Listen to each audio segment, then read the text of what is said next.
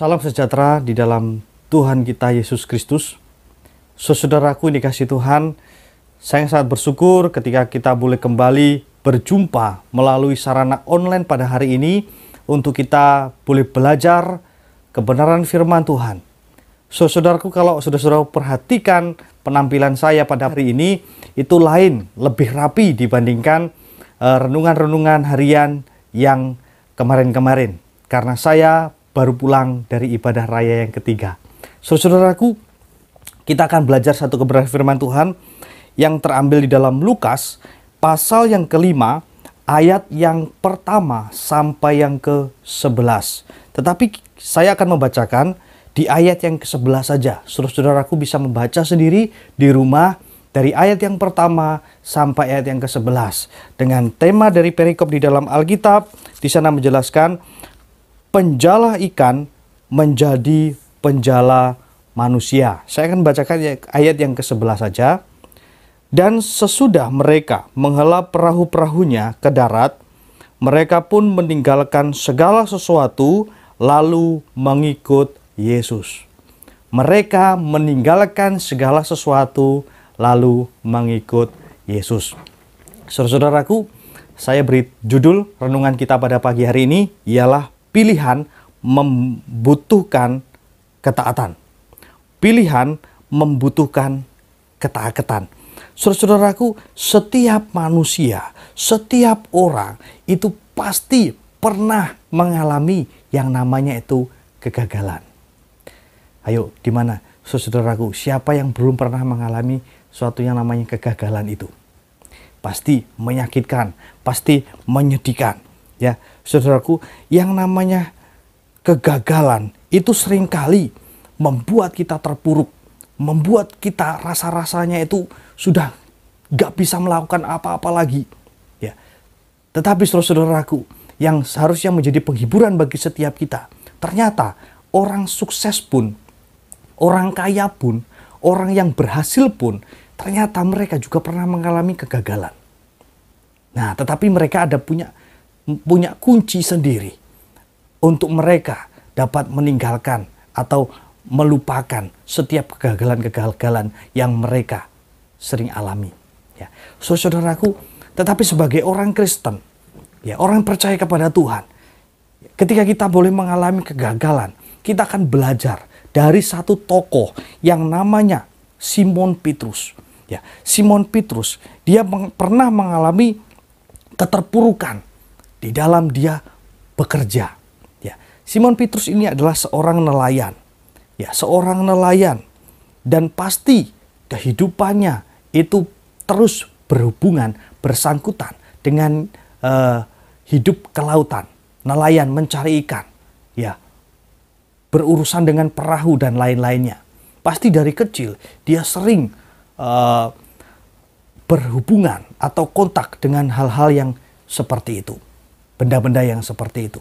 Tetapi saudaraku yang dikasihi Tuhan, tetapi kita tahu di ayat perikop ini firman Tuhan menjelaskan bahwa Simon Petrus itu gagal di dalam mencari ikan. Ya, ini sesuatu hal yang mengejutkan sekali. Orang hidupnya dari kecil, pekerjaannya dari kecil itu menangkap ikan, tetapi kok gagal mencari ikan. Satu ekor pun itu tidak ia dapatkan.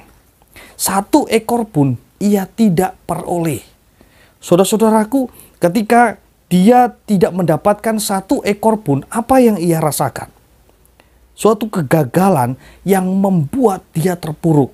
Suatu kegagalan yang membuat dia rasa-rasanya kok hilang semua apa yang ia miliki dari sebelum-sebelumnya, begitu ya. Dari sejarah penangkapan ikan, dari belajarnya, dari pekerjaannya, dari usahanya dulu, rasa-rasanya itu kok percuma. Nah, saudaraku, di ayat yang kedua sampai yang ketiga, ya, kita akan melihat di sana bagaimana sih Simon Petrus ini bisa bangkit kembali. Bagaimana Simon Petrus ini kok bisa bangkit lalu beroleh kesemangat lagi. Ya, saya yakin ketika ia boleh mengalami suatu kegagalan ini, pasti keterpurukan akan boleh menimpa dia. Tetapi mari kita akan melihat bagaimanakah cara Simon Petrus ini bangkit dari kegagalan yang ia dapatkan. Ya. Di ayat yang kedua sampai yang ketiga, ia melihat dua perahu di tepi pantai, nelayan-nelayan telah turun, sedang membasuh jalannya. Ia naik ke dalam salah satu perahu itu, yaitu perahu Simon, yang menyuruh dia supaya menolakkan perahunya sedikit jauh dari pantai. Lalu ia duduk dan mengajar orang banyak dari atas perahu, dan seterusnya, saudara-saudaraku. Nah, hal yang pertama yang dilakukan oleh Simon Petrus untuk mengatasi kegagalannya ialah ia menyerahkan perahunya untuk dipercayakan kepada Yesus. Ia menyerahkan perahunya kepada Tuhan Yesus. Untuk apa? Untuk mengajarkan tentang kebenaran. Ketika perahu dipakai oleh Tuhan Yesus, ya, dan mengajak Simon Petrus untuk bertolak ke tempat yang lebih dalam lagi. Ya, saudara-saudaraku, secara pemikiran manusia, itu kalau mencari ikan, posisinya pagi-pagi itu pasti sulit, apalagi menjala ikan pagi-pagi. Itu pasti sulit sekali. Waktu yang tepat untuk menjala ikan ialah ketika waktu malam. Tetapi saudaraku, ketika Simon Petrus itu menjala ikan pada waktu malam dan dia tidak mendapatkan apa-apa, tetapi Tuhan Yesus itu menyuruh Simon Petrus untuk menebarkan jala ke tempat yang lebih dalam lagi. Dan waktunya itu waktu yang pagi, itu rasa-rasanya secara manusia itu nggak masuk akal. Nah, tetapi yang dilakukan oleh Simon Petrus itu sedikit protes sedikit. Dia ngomong sedikit, tetapi guru, kami sudah sepanjang malam itu mencari ikan, tetapi satu ekor pun itu tidak kami dapatkan. Nah, komitmen Simon Petrus ngomong seperti ini. Tetapi karena guru yang menyuruhnya, tetapi karena Tuhan Yesus yang menyuruhnya, kami akan menebarkan jala juga. Saudara-saudaraku, apa yang Simon Petrus lihat di situ? Ketika dia mengerjakan apa yang Tuhan Yesus itu perintahkan, ya, dia mendapatkan ikan yang sangat banyak sekali. Sampai dikatakan firman Tuhan, perahu yang ia naiki itu hampir-hampir tenggelam. Lalu dia memanggil teman-temannya untuk membantu mereka. Lalu ketika perahu itu sudah terisi penuh dengan ikan, mereka kembali dan mempermuliakan nama Tuhan. Dan di ayat yang ke-11 tadi, dan sesudah mereka menghela perahu-perahunya ke darat, mereka pun meninggalkan segala sesuatu, lalu mengikut Yesus. Mereka meninggalkan segala sesuatu yang mereka sering itu lakukan, lalu mereka mengikut Yesus.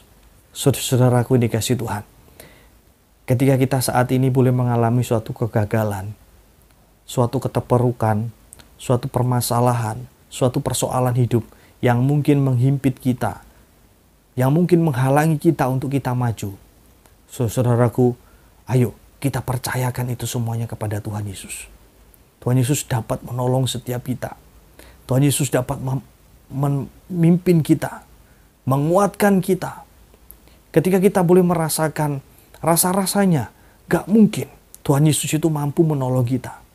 Tetapi ketika kita boleh percayakan apa yang kita miliki itu, kita boleh percayakan apa yang kita lakukan itu, saya yakin Tuhan Yesus mampu melakukan yang rasa-rasanya mustahil untuk kita lakukan.